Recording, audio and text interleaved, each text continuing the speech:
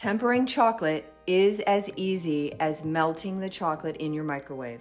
It's called incomplete melting, where you take small quantities of couverture that has cocoa butter in it and you melt it to 80% and then stir in the unmelted pieces to seed the chocolate with the proper crystals. Rule number 1 is that you must use tempered chocolate or couverture.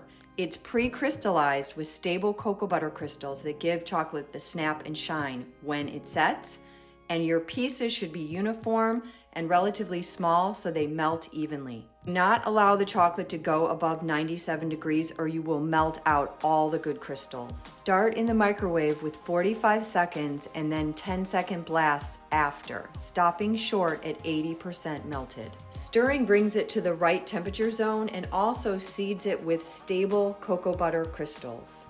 Reheat the chocolate, but keep it below 97 degrees Fahrenheit and then test it to see if you've got it in the zone.